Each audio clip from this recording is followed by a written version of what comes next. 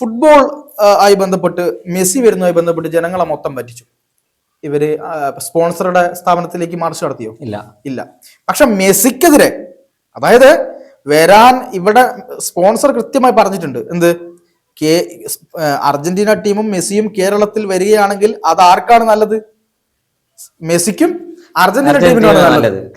അവരുടെ ഭാവി സുരക്ഷിതമാക്കാൻ ഏറ്റവും നല്ല കാര്യമാണ് കേരളത്തിൽ വരുന്നത്. അത് അവർക്ക് തീരുമാനിക്കാം എന്ന് സ്പോൺസർ കൃത്യമായി പറഞ്ഞിട്ടുണ്ട്. നമ്മുടെ കേരളത്തിൽ നമ്പർ 1 ആയി നിൽക്കുന്ന കേരളത്തിൽ, ഈ ലോകത്ത് തന്നെ കമ്മ്യൂണിസ്റ്റ് ഭരണം ശക്തമായി സ്ട്രോങ് ആയി നിൽക്കുന്ന കേരളത്തിൽ അവർ വരാതെ പോകുന്നു എന്ന് പറയുമ്പോൾ അത് ലോകത്തെ തന്നെ അപമാനിക്കുന്നതിന് തുല്യമാണ്. അതുകൊണ്ട് ബ്രസീൽ എംബസിയിലേക്ക് വളരെ ശക്തമായ രീതിയിലേക്ക് മാർച്ച് സംഘടിപ്പിക്കും. ഒരു സംശയവുമില്ല. അർജന്റീനയുടെ എംബസിയിലേക്കും ബ്രസീൽ എംബസിയിലേക്കൊക്കെ മാർച്ച് സംഘടിപ്പിക്കാനുള്ള തീരുമാനം ഇവരെടുത്തിരിക്കുന്നു എന്നുള്ളതാണ്. അത് DYFI പോയിട്ട് ഇനി മെസ്സി എനിക്ക് തോന്നുന്നു നവംബർ മാസം ഡിസംബർ മാസം ഇന്ത്യയിൽ വരാൻ പോകുന്നുണ്ട്.